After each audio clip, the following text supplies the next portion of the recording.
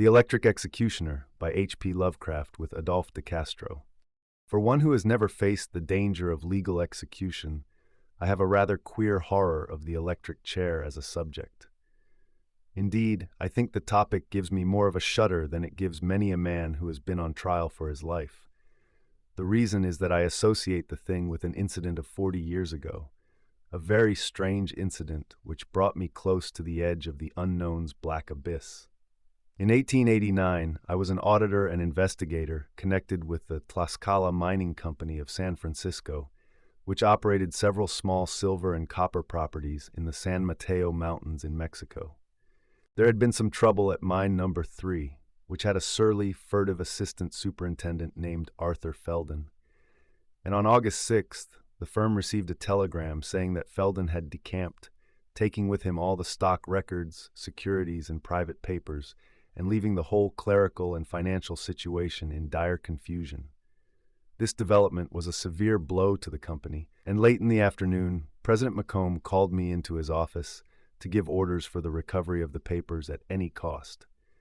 There were, he knew, grave drawbacks. I had never seen Felden, and there were only very indifferent photographs to go by.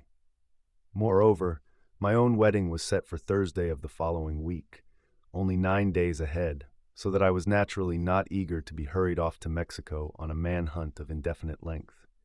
The need, however, was so great that McComb felt justified in asking me to go at once, and I, for my part, decided that the effect on my status with the company would make ready acquiescence eminently worthwhile. I was to start that night, using the president's private car as far as Mexico City, after which I would have to take a narrow-gauge railway to the mines. Jackson, the superintendent of number 3, would give me all details and any possible clues upon my arrival, and then the search would begin in earnest, through the mountains down to the coast, or among the byways of Mexico City, as the case might be. I set out with a grim determination to get the matter done, and successfully done, as swiftly as possible, and tempered my discontent with pictures of an early return with papers and culprit, and of a wedding which would be almost a triumphal ceremony. Having notified my family, fiancé, and principal friends, and made hasty preparations for the trip, I met President McComb at 8 p.m. at the Southern Pacific Depot, received from him some written instructions and a checkbook, and left in his car attached to the 8:15 eastbound transcontinental train. The journey that followed seemed destined for uneventfulness, and after a good night's sleep I reveled in the ease of the private car so thoughtfully assigned me, reading my instructions with care, and formulating plans for the capture of Felden and the recovery of the documents. I knew the Tlaxcala country quite well, probably much better than the missing man, hence had a certain amount of advantage in my search, unless he had already used the railway. According to the instructions, Felden had been a subject of worry to Superintendent Jackson for some time, acting secretively and working unaccountably in the company's laboratory at odd hours. That he was implicated with a Mexican boss and several peons in some thefts of ore was strongly suspected, but though the natives had been discharged, there was not enough evidence to warrant any positive step regarding the subtle official. Indeed, despite his furtiveness, there seemed to be more of defiance than of guilt in the man's bearing. He wore a chip on his shoulder and talked as if the company were cheating him instead of his cheating the company. The obvious surveillance of his colleagues, Jackson wrote, appeared to irritate him increasingly, and now he had gone with everything of importance in the office. Of his possible whereabouts no guess could be made, though Jackson's final telegram suggested the wild slopes of the Sierra de Malinche, that tall, myth-surrounded peak with the corpse-shaped silhouette, from whose neighborhood the thieving natives were said to have come. At El Paso, which we reached at 2 a.m. of the night following our start, my private car was detached from the transcontinental train and joined to an engine specially ordered by telegraph to take it southward to Mexico City. I continued to drowse till dawn, and all the next day grew bored on the flat, desert Chihuahua landscape. The crew had told me we were due in Mexico City at noon Friday, but I soon saw that countless delays were wasting precious hours.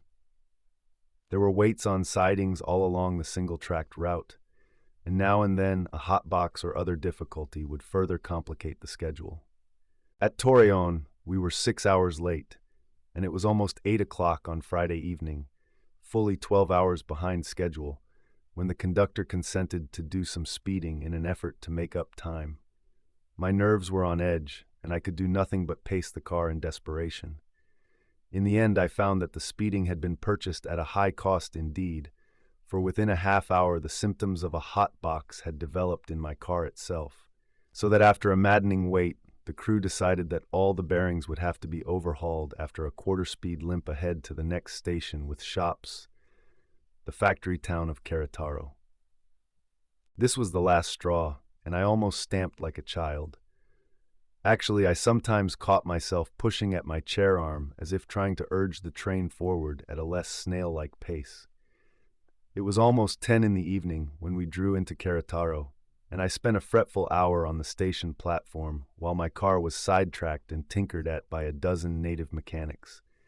At last, they told me the job was too much for them, since the forward truck needed new parts, which could not be obtained nearer than Mexico City. Everything indeed seemed against me, and I gritted my teeth when I thought of Felden getting farther and farther away, perhaps to the easy cover of Veracruz with its shipping, or Mexico City with its varied rail facilities, while fresh delays kept me tied and helpless. Of course, Jackson had notified the police in all the cities around, but I knew with sorrow what their efficiency amounted to. The best I could do, I soon found out, was to take the regular night express for Mexico City, which ran from Aguascalientes and made a 5-minute stop at Querétaro. It would be along at 1 a.m., if on time, and was due in Mexico City at 5 o'clock Saturday morning. When I purchased my ticket, I found that the train would be made up of European compartment carriages instead of long American cars with rows of two-seat chairs. These had been much used in the early days of Mexican railroading, owing to the European construction interests back of the first lines, and in 1889 the Mexican Central was still running a fair number of them on its shorter trips. Ordinarily, I prefer the American coaches, since I hate to have people facing me, but for this once I was glad of the foreign carriage. At such a time of night I stood a good chance of having a whole compartment to myself, and in my tired, nervously hypersensitive state I welcomed the solitude, as well as the comfortably upholstered seat with soft armrests and head cushion, running the whole width of the vehicle. I bought a first-class ticket, obtained my valise from the sidetracked private car, telegraphed both President Macomb and Jackson of what had happened, and settled down in the station to wait for the night express, as patiently as my strained nerves would let me. For a wonder, the train was only half an hour late, though even so, the solitary station vigil had about finished my endurance. The conductor, shooing me into a compartment, told me he expected to make up the delay and reach the capital on time, and I stretched myself comfortably on the forward-facing seat in the expectation of a quiet 3.5-hour run. The light from the overhead oil lamp was soothingly dim, and I wondered whether I could snatch some much-needed sleep in spite of my anxiety and nerve tension. It seemed, as the train jolted into motion, that I was alone, and I was heartily glad of it. My thoughts leaped ahead to my quest, and I nodded with the accelerating rhythm of the speeding string of carriages. Then suddenly I perceived that I was not alone after all. In the corner diagonally opposite me, slumped down so that his face was invisible, sat a roughly clad man of unusual size, whom the feeble light had failed to reveal before. Beside him on the seat was a huge valise, battered and bulging, and tightly gripped even in his sleep by one of his incongruously slender hands. As the engine whistled sharply at some curve or crossing, the sleeper started nervously into a kind of watchful half-awakening, raising his head and disclosing a handsome face, bearded and clearly Anglo-Saxon, with dark, lustrous eyes. At sight of me his wakefulness became complete, and I wondered at the rather hostile wildness of his glance. No doubt, I thought, he resented my presence when he had hoped to have the compartment alone all the way, just as I was myself disappointed to find strange company in the half-lighted carriage. The best we could do, however, was to accept the situation gracefully, so I began apologizing to the man for my intrusion. He seemed to be a fellow American, and we could both feel more at ease after a few civilities. Then we could leave each other in peace for the balance of the journey. To my surprise, the stranger did not respond to my courtesies with so much as a word. Instead, he kept staring at me fiercely and almost appraisingly, and brushed aside my embarrassed proffer of a cigar with a nervous lateral movement of his disengaged hand. His other hand still tensely clutched the great worn valise, and his whole person seemed to radiate some obscure malignity. After a time, he abruptly turned his face toward the window, though there was nothing to see in the dense blackness outside. Oddly, he appeared to be looking at something as intently as if there really were something to look at. I decided to leave him to his own curious devices and meditations without further annoyance, so settled back in my seat, drew the brim of my soft hat over my face, and closed my eyes in an effort to snatch the sleep I had half counted on. I could not have dozed very long or very fully when my eyes fell open as if in response to some external force. Closing them again with some determination, I renewed my quest of a nap, yet wholly without avail. An intangible influence seemed bent on keeping me awake. So raising my head, I looked about the dimly lighted compartment to see if anything were amiss. All appeared normal, but I noticed that the stranger in the opposite corner was looking at me very intently, though without any of the geniality or friendliness which would have implied a change from his former surly attitude. I did not attempt conversation this time, but leaned back in my previous sleepy posture, half closing my eyes as if I had dozed off once more, yet continuing to watch him curiously from beneath my downturned hat brim. As the train rattled onward through the night, I saw a subtle and gradual metamorphosis come over the expression of the staring man. Evidently satisfied that I was asleep, he allowed his face to reflect a curious jumble of emotions, the nature of which seemed anything but reassuring. Hatred, fear, triumph, and fanaticism flickered compositely over the lines of his lips and the angles of his eyes, while his gaze became a glare of really alarming greed and ferocity. Suddenly it dawned upon me that this man was mad, and dangerously so. I will not pretend that I was anything but deeply and thoroughly frightened when I saw how things stood. Perspiration started out all over me, and I had hard work to maintain my attitude of relaxation and slumber.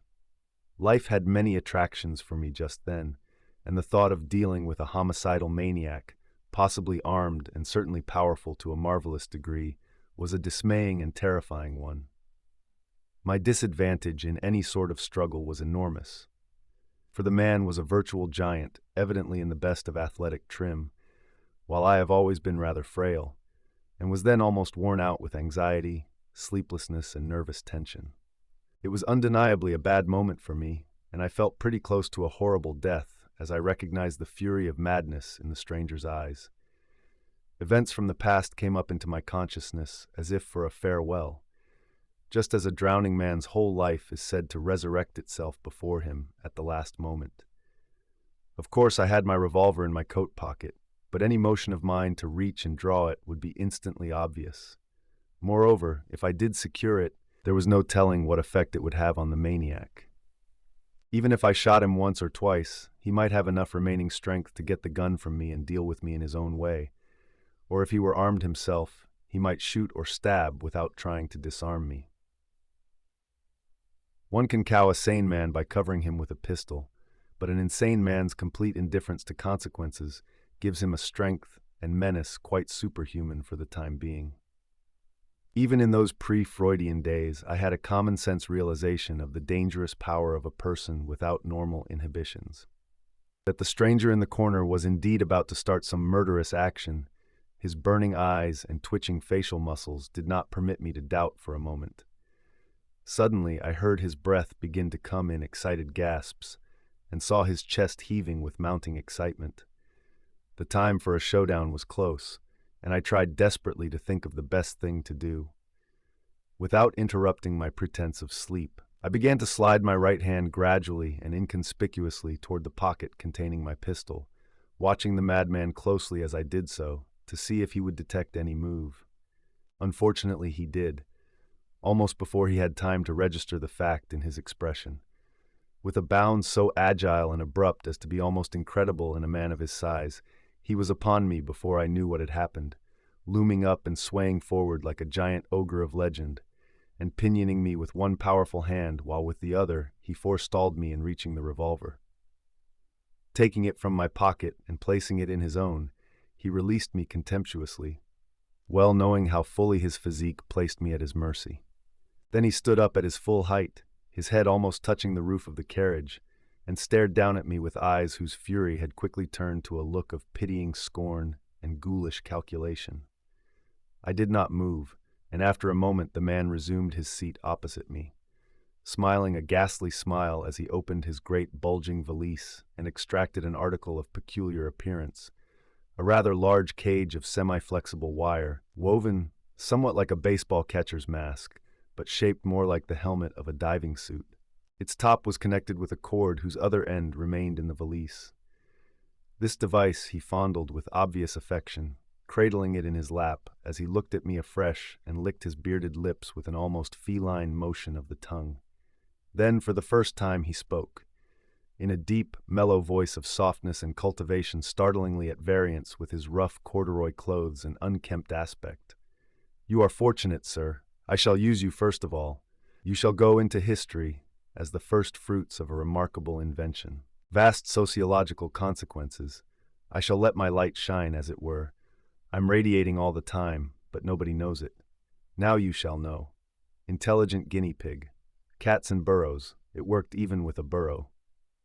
He paused, while his bearded features underwent a convulsive motion closely synchronized with a vigorous gyratory shaking of the whole head.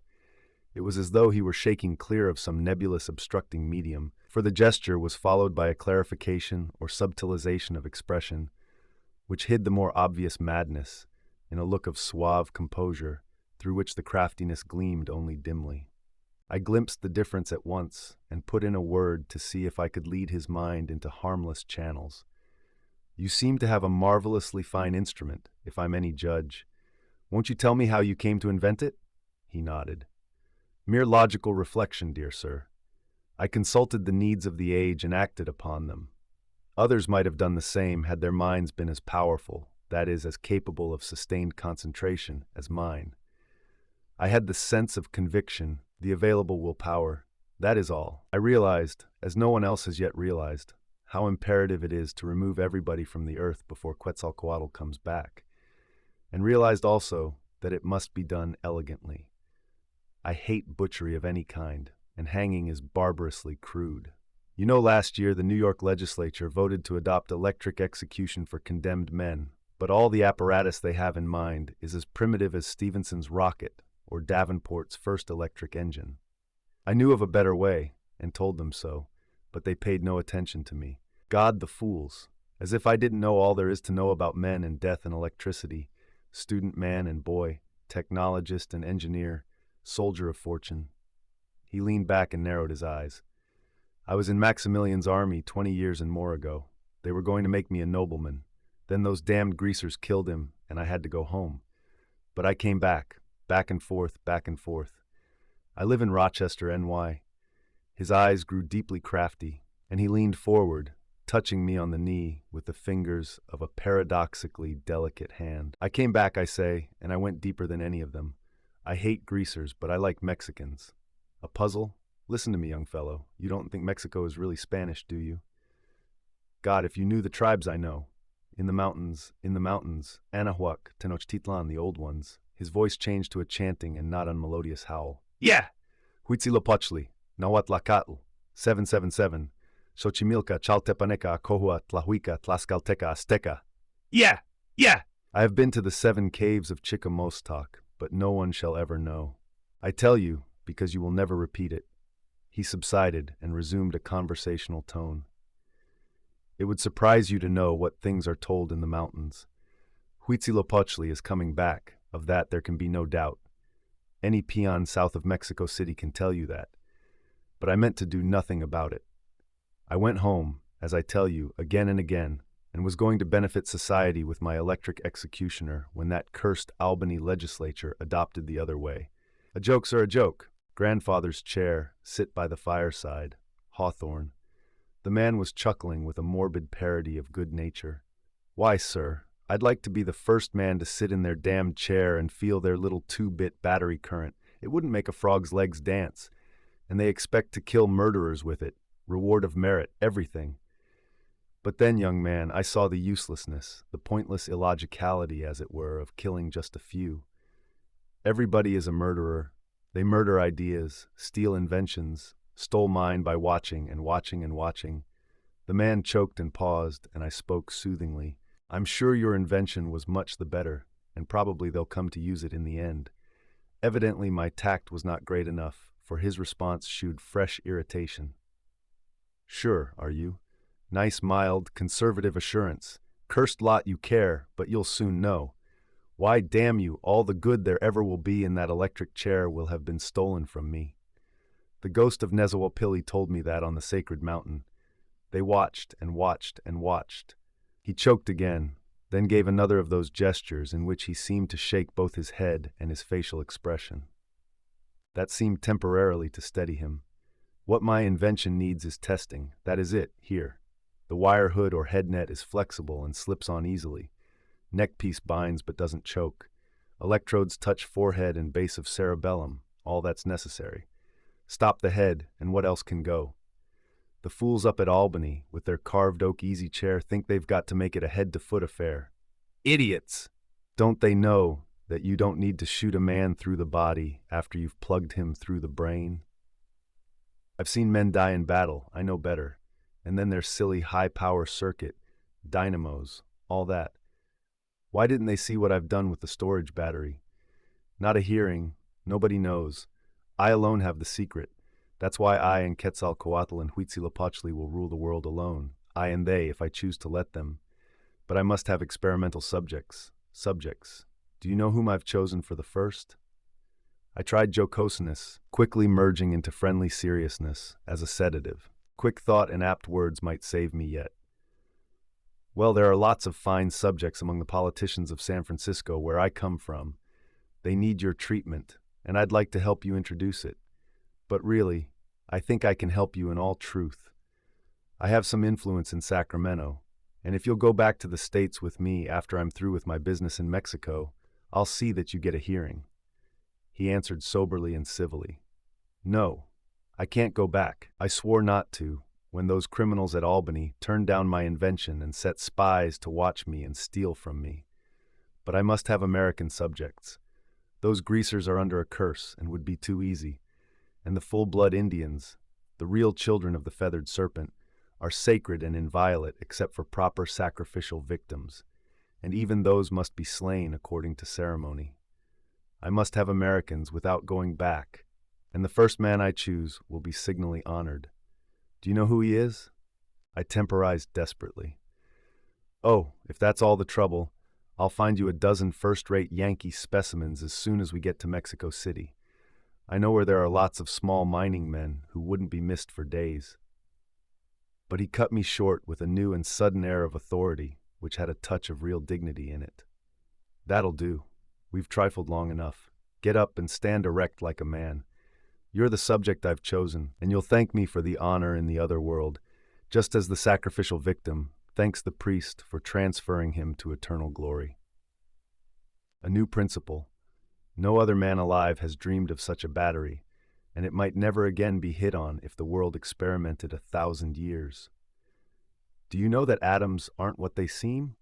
Fools. A century after this, some dolt would be guessing if I were to let the world live. As I arose at his command, he drew additional feet of cord from the valise and stood erect beside me, the wire helmet outstretched toward me in both hands, and a look of real exaltation on his tanned and bearded face. For an instant he seemed like a radiant Hellenic mystagogue or hierophant. Here, O youth, a libation, wine of the cosmos, nectar of the starry spaces, Linos, Iacchus, Ialmenos, Zagreus, Dionysos, Atys, Hylas, sprung from Apollo and slain by the hounds of Argos, seed of Samathe, child of the sun, Evoe, Evoe, he was chanting again, and this time his mind seemed far back amongst the classic memories of his college days. In my erect posture, I noticed the nearness of the signal cord overhead, and wondered whether I could reach it through some gesture of ostensible response to his ceremonial mood. It was worth trying, so with an antiphonal cry of "Evo," I put my arms forward and upward toward him in a ritualistic fashion, hoping to give the cord a tug before he could notice the act. but it was useless. He saw my purpose and moved one hand toward the right-hand coat pocket where my revolver lay.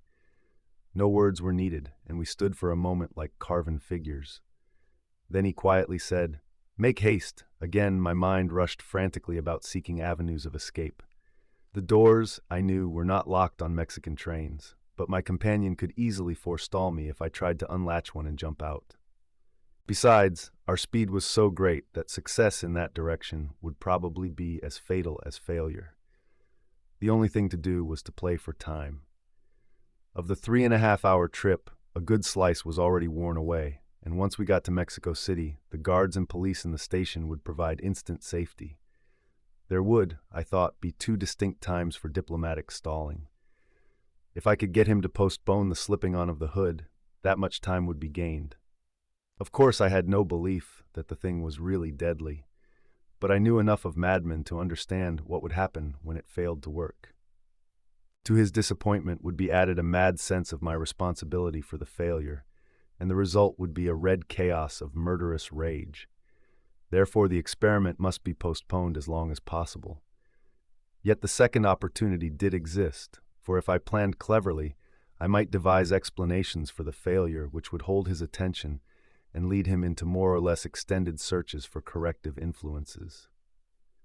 I wondered just how far his credulity went, and whether I could prepare in advance a prophecy of failure which would make the failure itself stamp me as a seer or initiate, or perhaps a god.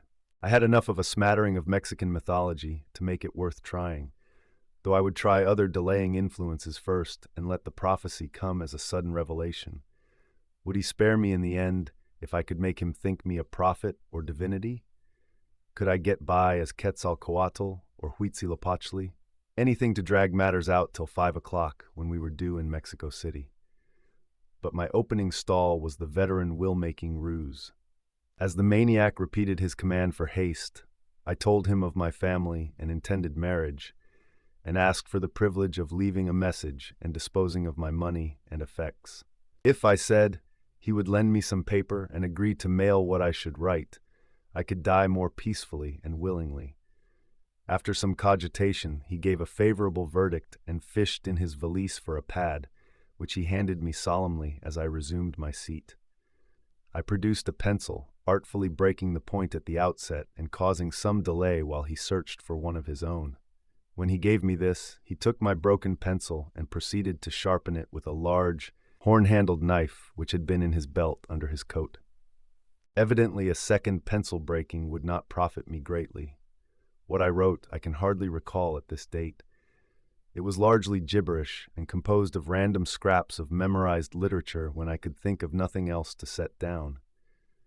I made my handwriting as illegible as I could without destroying its nature as writing, for I knew he would be likely to look at the result before commencing his experiment and realized how he would react to the sight of obvious nonsense. The ordeal was a terrible one, and I chafed each second at the slowness of the train. In the past, I had often whistled a brisk gallop to the sprightly tack of wheels on rails, but now the tempo seemed slowed down to that of a funeral march. My funeral march, I grimly reflected.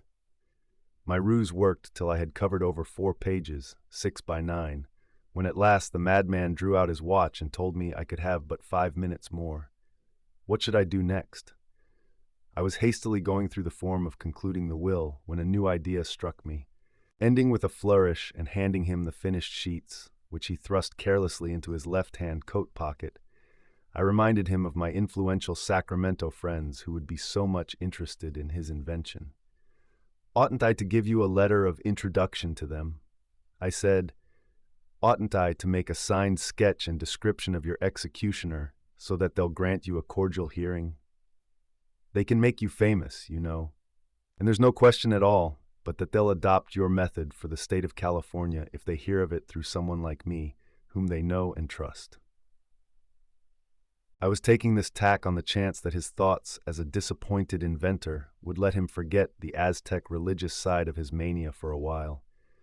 When he veered to the latter again, I reflected, I would spring the revelation and prophecy. The scheme worked, for his eyes glowed an eager assent, though he brusquely told me to be quick. He further emptied the valise, lifting out a queer-looking congeries of glass cells and coils to which the wire from the helmet was attached, and delivering a fire of running comment too technical for me to follow, yet apparently quite plausible and straightforward. I pretended to note down all he said, wondering as I did so whether the queer apparatus was really a battery after all. Would I get a slight shock when he applied the device? The man surely talked as if he were a genuine electrician. Description of his own invention was clearly a congenial task for him, and I saw he was not as impatient as before. The hopeful gray of dawn glimmered red through the windows before he wound up, and I felt at last that my chance of escape had really become tangible. But he, too, saw the dawn, and began glaring wildly again. He knew the train was due in Mexico City at 5, and would certainly force quick action unless I could override all his judgment with engrossing ideas. As he rose with a determined air, setting the battery on the seat beside the open valise, I reminded him that I had not made the needed sketch, and asked him to hold the headpiece so that I could draw it near the battery. He complied and resumed his seat, with many admonitions to me to hurry. After another moment I paused for some information, asking him how the victim was placed for execution, and how his presumable struggles were overcome. "Why," he replied, "the criminal is securely strapped to a post. It does not matter how much he tosses his head, for the helmet fits tightly and draws even closer when the current comes on. We turn the switch gradually. You see it here, a carefully arranged affair with a rheostat." A new idea for delay occurred to me, as the tilled fields and increasingly frequent houses in the dawnlight outside told of our approach to the capital at last. "But," I said, "I must draw the helmet in place on a human head as well as beside the battery. Can't you slip it on yourself a moment so that I can sketch you with it? The papers as well as the officials will want all this, and they are strong on completeness." I had, by chance, made a better shot than I had planned, for at my mention of the press the madman's eyes lit up afresh. "The papers? Yes, damn them. You can make even the papers give me a hearing." They all laughed at me and wouldn't print a word. "Here, you, hurry up! We've not a second to lose." He had slipped the headpiece on and was watching my flying pencil avidly. The wire mesh gave him a grotesque, comic look as he sat there with nervously twitching hands. "Now, curse 'em, they'll print pictures. I'll revise your sketch if you make any blunders, must be accurate at any cost. Police will find you afterward, they'll tell how it works." Associated Press item. "Back up your letter, immortal fame." "Hurry, I say. Hurry, confound you." The train was lurching over the poorer roadbed near the city, and we swayed disconcertingly now and then. With this excuse, I managed to break the pencil again, but of course the maniac at once handed me my own, which he had sharpened. My first batch of ruses was about used up, and I felt that I should have to submit to the headpiece in a moment. We were still a good quarter hour from the terminal, and it was about time for me to divert my companion to his religious side and spring the divine prophecy. Mustering up my scraps of Nahuan Aztec mythology, I suddenly threw down pencil and paper and commenced to chant. "Ya, Tloquenahuaque, thou who art all in thyself, thou too, Apalnemoan, by whom we live. I hear, I see, serpent-bearing eagle, hail! A message, Huitzilopochtli, in my soul echoes thy thunder." At my intonations the maniac stared incredulously through his odd mask. His handsome face shone in a surprise and perplexity, which quickly changed to alarm. His mind seemed to go blank a moment, and then to recrystallize in another pattern. Raising his hands aloft, he chanted as if in a dream. "Mictlantecuhtli, great lord, a sign from within thy black cave. Yeah, Tonatsu Metzli, Cthuludal, command, and I serve." Now in all this responsive gibberish there was one word which struck an odd chord in my memory. Odd, because it never occurs in any printed account of Mexican mythology, yet had been overheard by me more than once as an awestruck whisper amongst the peons in my own firm's Tlaxcala mines. It seemed to be part of an exceedingly secret and ancient ritual, for there were characteristic whispered responses which I had caught now and then, and which were as unknown as itself to academic scholarship. This maniac must have spent considerable time with the hill peons and Indians, just as he had said, for surely such unrecorded lore could have come from no mere book learning. Realizing the importance he must attach to this doubly esoteric jargon, I determined to strike at his most vulnerable spot and give him the gibberish responses the natives used. Yarle, yarle, I shouted. Tulhutel ftagen, niggeratel yig, yog sototel. But I never had a chance to finish.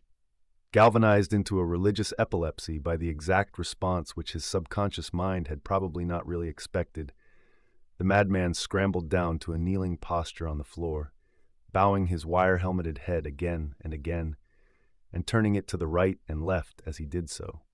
With each turn, his obeisances became more profound, and I could hear his foaming lips repeating the syllable, kill, kill, kill, in a rapidly swelling monotone. It occurred to me that I had overreached myself, and that my response had unloosed a mounting mania which would rouse him to the slaying point before the train reached the station.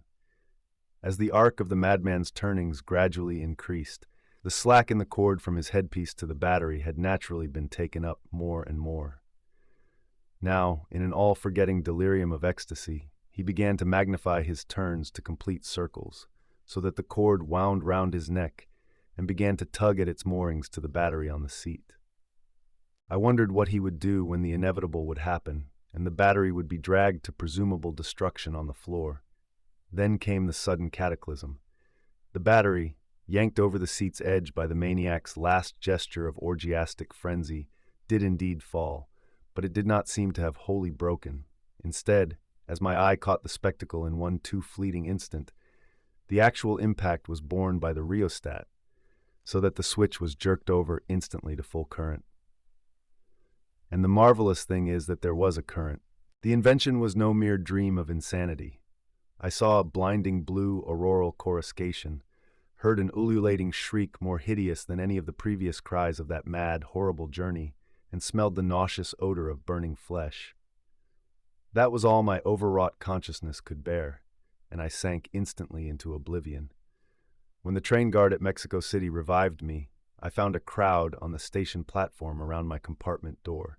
At my involuntary cry, the pressing faces became curious and dubious, and I was glad when the guard shut out all but the trim doctor who had pushed his way through to me.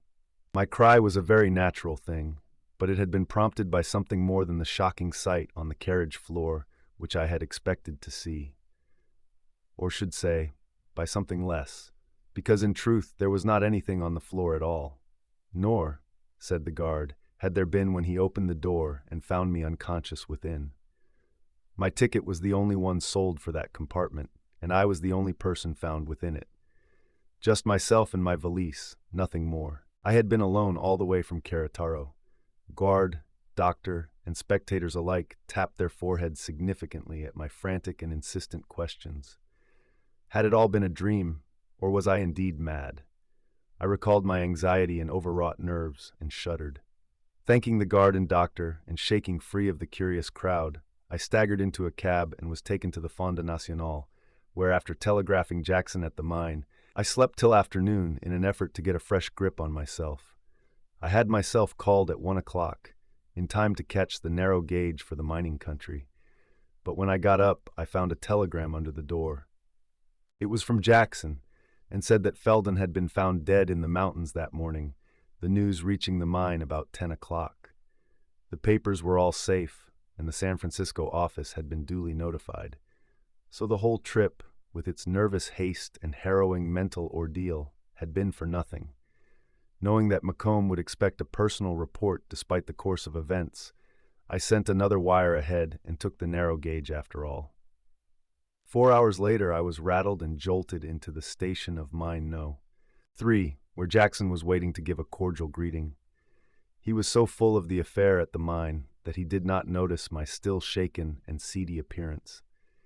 The superintendent's story was brief, and he told me it as he led me toward the shack up the hillside above the Arrastre, where Felden's body lay. Felden, he said, had always been a queer, sullen character, ever since he was hired the year before, working at some secret mechanical device and complaining of constant espionage and being disgustingly familiar with the native workmen. But he certainly knew the work, the country, and the people. He used to make long trips into the hills where the Peens lived, and even to take part in some of their ancient heathenish ceremonies. He hinted at odd secrets and strange powers as often as he boasted of his mechanical skill. Of late, he had disintegrated rapidly, growing morbidly suspicious of his colleagues, and undoubtedly joining his native friends in ore thieving after his cash got low. He needed unholy amounts of money for something or other, was always having boxes come from laboratories and machine shops in Mexico City or the States. As for the final absconding with all the papers, it was only a crazy gesture of revenge for what he called spying. He was certainly stark mad, for he had gone across country to a hidden cave on the wild slope of the haunted Sierra de Malinche, where no white men live, and had done some amazingly queer things. The cave, which would never have been found but for the final tragedy, was full of hideous old Aztec idols and altars, the latter covered with the charred bones of recent burnt offerings of doubtful nature. The natives would tell nothing. Indeed, they swore they knew nothing. But it was easy to see that the cave was an old rendezvous of theirs, and that Felden had shared their practices to the fullest extent. The searchers had found the place only because of the chanting and the final cry.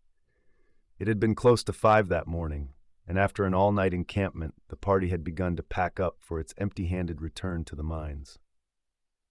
Then somebody had heard faint rhythms in the distance, and knew that one of the noxious old native rituals was being howled from some lonely spot up the slope of the corpse-shaped mountain.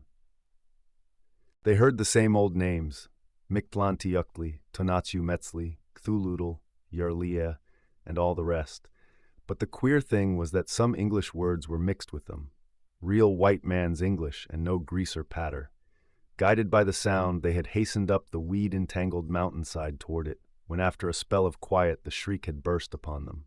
It was a terrible thing, a worse thing than any of them had ever heard before. There seemed to be some smoke, too, and a morbid acrid smell. Then they stumbled on the cave, its entrance screened by scrub mesquites, but now emitting clouds of foetid smoke. It was lighted within, the horrible altars and grotesque images revealed flickeringly by candles which must have been changed less than a half-hour before, and on the gravelly floor lay the horror that made all the crowd reel backward. It was Felden, head burned to a crisp by some odd device he had slipped over it, a kind of wire cage connected with a rather shaken-up battery, which had evidently fallen to the floor from a nearby altar pot. When the men saw it, they exchanged glances, thinking of the electric executioner Feldon had always boasted of inventing, the thing which everyone had rejected but had tried to steal and copy. The papers were safe in Felden's open portmanteau, which stood close by, and an hour later the column of searchers started back for number 3 with a grisly burden on an improvised stretcher. That was all, but it was enough to make me turn pale and falter as Jackson led me up past the arastre to the shed where he said the body lay.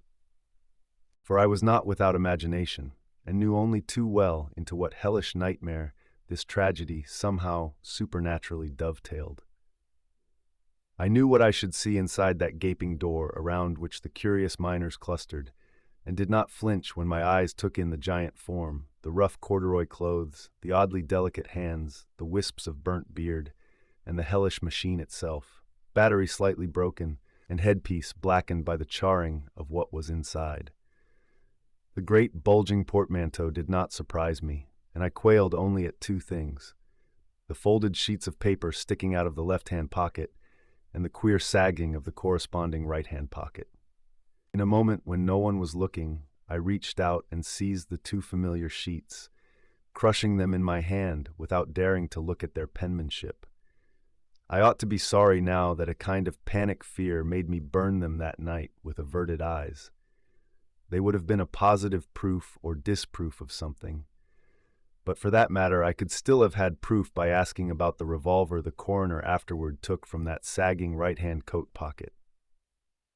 I never had the courage to ask about that, because my own revolver was missing after the night on the train. My pocket pencil, too, shewed signs of a crude and hasty sharpening, unlike the precise pointing I had given it Friday afternoon on the machine in President Macomb's private car.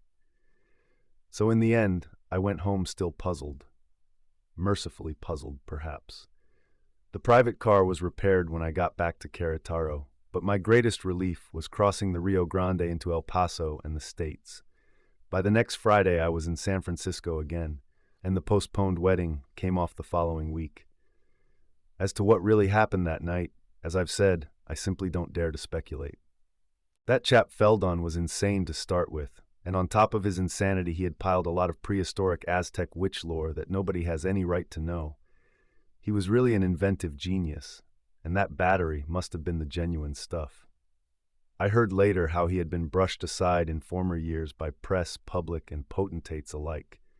Too much disappointment isn't good for men of a certain kind. Anyhow, some unholy combination of influences was at work. He had really, by the way, been a soldier of Maximilian's. When I tell my story, most people call me a plain liar. Others lay it to abnormal psychology, and heaven knows I was overwrought, while still others talk of astral projection of some sort. My zeal to catch Feldon certainly sent my thoughts ahead toward him, and with all his Indian magic, he'd be about the first one to recognize and meet them. Was he in the railway carriage, or was I in the cave on the corpse-shaped haunted mountain? What would have happened to me had I not delayed him as I did? I'll confess I don't know, and I'm not sure that I want to know. I've never been in Mexico since, and as I said at the start, I don't enjoy hearing about electric executions.